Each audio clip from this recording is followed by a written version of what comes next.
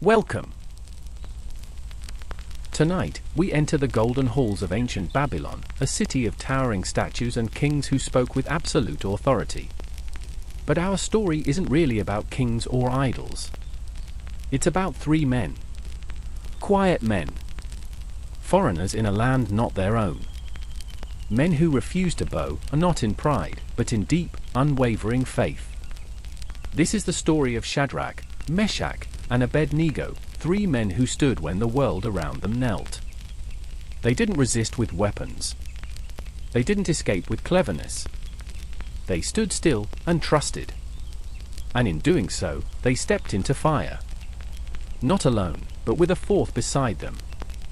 So as you settle in, breathe deeply. Let the noise of the day drift away. And join me now in this story of courage, loyalty, and the power of presence in the furnace. The king was proud. King Nebuchadnezzar, ruler of Babylon, was one of the most powerful men on earth. His armies had conquered kingdoms. His word was law. His palace shimmered with gold, and his name echoed across empires. But power often demands attention.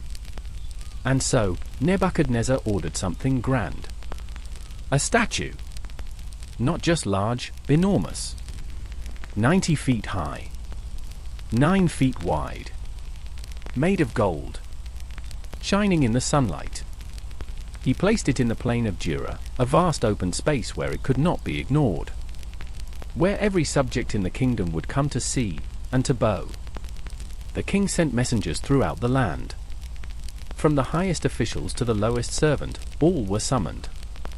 At the sound of the music, the proclamation read, "You are to fall down and worship the golden image that King Nebuchadnezzar has set up."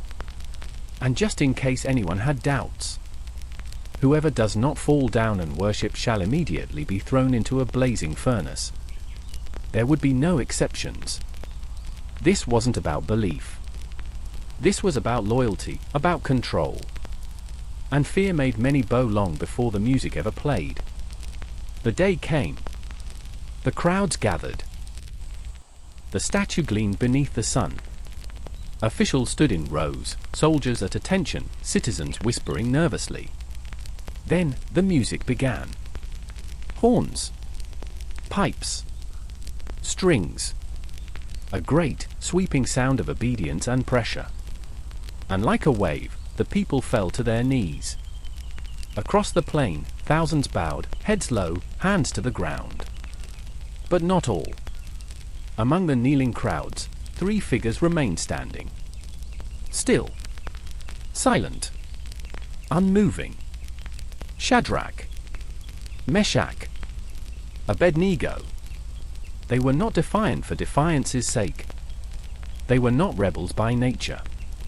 They had served the king faithfully in other matters. But this they could not do. They would not bow to a lifeless statue. Because they served a living God. The scene was impossible to ignore. Three men, alone, upright, visible against a sea of bowed bodies. And in a kingdom built on authority, such defiance couldn't go unpunished. The moment passed, the music stopped, and the murmurs began. Some were shocked. Others curious. But a few were eager to accuse. Among the crowd were certain Chaldeans, astrologers who already resented these foreigners. Men who had risen in rank and found favor with the king, favor they thought belonged to others. And now, they had their chance. They rushed to the palace. They bowed low before Nebuchadnezzar, but their words were sharp. "O king, live forever," they began, their flattery smooth. "You yourself issued a decree that everyone must bow when the music plays. But there are certain Jews whom you have appointed over the affairs of Babylon. Shadrach, Meshach, and Abednego." The names were spoken with venom. "They do not serve your gods or worship the golden image you set up." The room fell still. The king's jaw tightened. His eyes narrowed. To defy the command was one thing. But for his own officials, men he had elevated, to disobey, it was an insult. A threat to his power. Nebuchadnezzar was not known for patience. He flew into a rage. "Bring them to me!" he roared. Guards rushed out. And soon, Shadrach, Meshach, and Abednego stood before the throne. Their faces calm. Their backs straight. Their eyes steady. The king leaned forward, voice low but boiling with fury. "Is it true," he demanded, "that you do not serve my gods or worship the image I have set up?" He did not wait for an answer. Instead, he gave them one more chance. "Now, if you are ready, when you hear the music again, fall down and worship the image I made. If you do that, all will be well.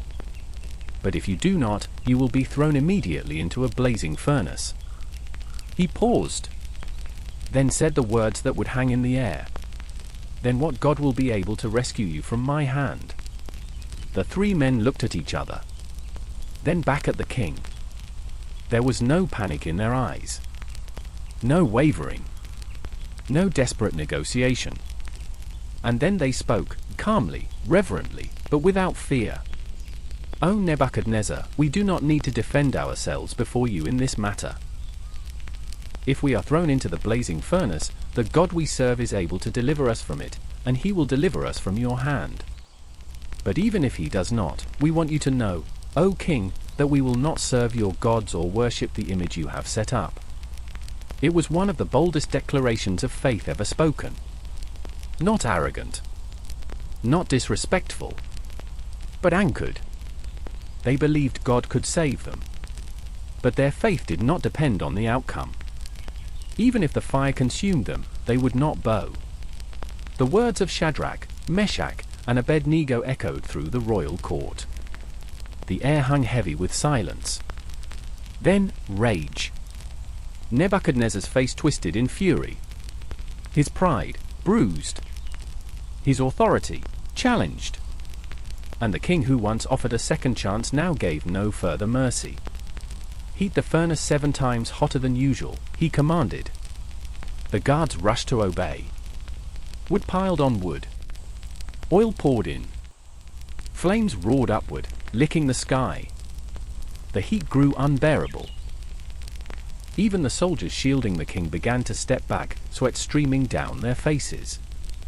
Then came the command. "Bind them! Throw them in!" Soldiers stepped forward, ropes in hand.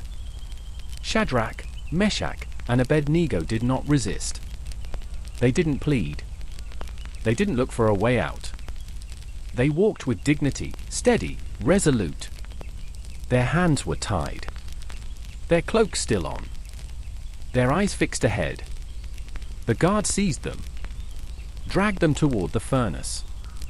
And as they approached, the heat surged. The very air shimmered. Flames spat outward like angry tongues. The guards hesitated, but the king's orders were clear. They threw the men in. And in that moment, the fire reached out and consumed the soldiers. They died at the mouth of the furnace. But Shadrach, Meshach, and Abednego had already passed through. The king stepped closer to observe, his face expectant.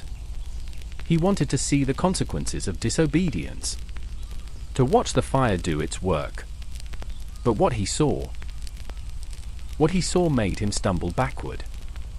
He blinked, stared, turned to his officials.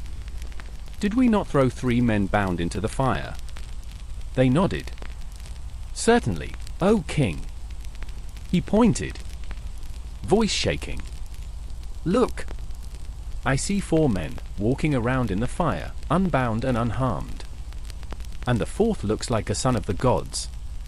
Inside the furnace, the fire raged. But the flames did not touch the 3 men. Their ropes, gone. Their cloaks, untouched. Their hair, unscorched. And they were not alone. There was another. A 4th figure.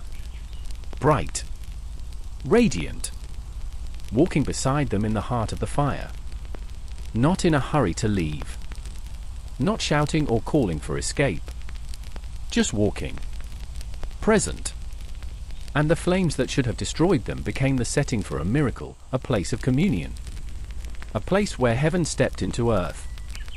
The king could hardly believe his eyes. He leaned forward, eyes wide, searching for reason where none could be found. For men. Not three. Unbound. Walking freely in the very place meant for death. Shadrach, Meshach, Abednego, the king shouted toward the flames. Servants of the Most High God, come out. Come here. There was no delay. No stumbling. No trembling figures dragging themselves from the fire. The three men walked out, alive, whole, untouched. And the officials who gathered couldn't help but stare. Their robes were intact. Their hair unsinged. Not even the smell of smoke clung to them. The furnace, now cooling, still crackled behind them. But in front of them stood a king in awe. All the advisors came closer. Satraps. Prefects. Governors. Royal officials. Each had bowed before the golden statue. Each had heard the command. Each had seen these men thrown into the fire. And now? They stood in the presence of the impossible. The furnace had no power over them. The king's decree, his threat, had met a greater authority. One not made of gold or forged by hands.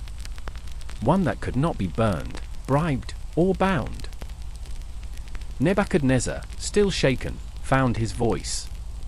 Praise be to the God of Shadrach, Meshach, and Abednego, he declared. Who has sent his angel and rescued his servants? He gestured to the men, still calm, still silent. They trusted in him and defied the king's command. They were willing to give up their lives rather than serve or worship any god except their own. There was no anger left in him. Only wonder. Then, with authority in his voice, he spoke again, this time a new command. Therefore I decree that anyone who speaks against the God of Shadrach, Meshach, and Abednego shall be punished. For no other god can save in this way. The king gave orders, and the three men were promoted. Their positions restored and elevated. They returned to their duties in Babylon. Not as victims of defiance, but as living testimonies. They had not asked for recognition. They had not demanded reward. They had simply refused to bow. And in the process, they changed a nation.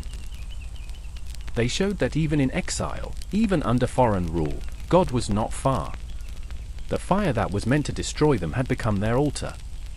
A place where God's presence was made visible to all. The story of Shadrach, Meshach, and Abednego is one of fire, but it is also one of faith. Not just faith in rescue, but faith regardless of rescue. Their words still echo. Even if he does not. Even if we perish. Even if we burn. Even if we are not delivered the way we hope. We will not bow. That kind of faith cannot be manufactured. It doesn't appear in moments of ease. It is forged, like metal, in the moments when everything is on the line. And that is what makes their story eternal. Because they trusted, not in what God would do, but in who He was. We often wish for escape. To be spared the trial. To avoid the fire entirely. But sometimes, the miracle isn't in the rescue from the furnace, it's in the presence within it. The fourth figure in the fire didn't call them out.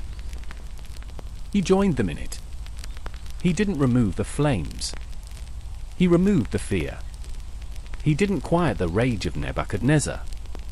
He silenced the power of death. And in that moment, God showed His people something unforgettable. I am with you. In the heat. In the trial. In the moment when everyone else has bowed and you are left standing alone. I am with you. Sometimes we cry out, God, save me. And instead, He whispers, I'm already here. The world around us may not demand we bow before golden statues. But there are other kinds of idols. Pressure to conform. Fear of rejection. Temptations to compromise. And every day, quietly, we are asked, Will you bow? To anger?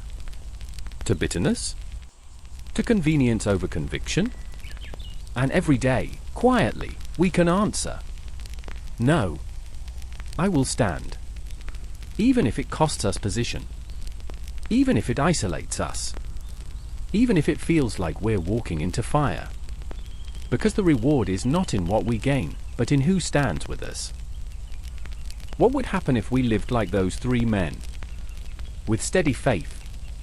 With calm courage. With quiet refusal. What if we saw the furnace not as failure, but as opportunity? What if the trials we face are less about what we lose, and more about what God wants to reveal? The miracle wasn't just that they survived. It was that they walked in fire, unafraid. Because someone greater walked beside them. And today, that presence remains. Unseen. But just as real. In your fear. In your uncertainty. In your loneliness. In your pain. He is there. So we come to the end of our story. A tale of fire, but also of presence. Of danger and deliverance. Of a king who demanded loyalty, and three men who gave it, not to a throne, but to their God. They didn't shout. They didn't run. They simply stood. And in their stillness, the world saw heaven move. Maybe that's what you needed to hear tonight. That standing still is not the same as standing alone. That obedience doesn't always lead to ease. But it always leads to truth. That the fire you face may not consume you, because it is not greater than the one who walks beside you. And maybe, just maybe, your courage is not measured in how loud you speak, but in how gently you remain faithful when the world turns up the heat. Shadrach, Meshach, and Abednego didn't know how the story would end. They stood anyway. They walked into fire anyway. They trusted anyway. That's the kind of faith we can carry, too. In our own fires. In our own uncertainties. Not faith in an outcome. But faith in a God who does not leave. The same God who met them in the furnace. Still meets us today. Maybe not always in the way we expect. But always in the way we need. With comfort. With presence. With strength when we are too tired to stand. He is near. Even now. As you drift off tonight, I hope this story lingers in your heart. Let it remind you that there is courage within you, a quiet kind of courage that doesn't have to shout. Let it remind you that you are never truly alone in your hardest moments. And let it bring you peace. Because the God who stood in the fire still stands with you. So rest now. Let the noise fade. Let your breathing slow. Let sleep come gently. And as it does, carry this truth with you. You are seen. You are known. And you are not alone. Until next time. Sleep well.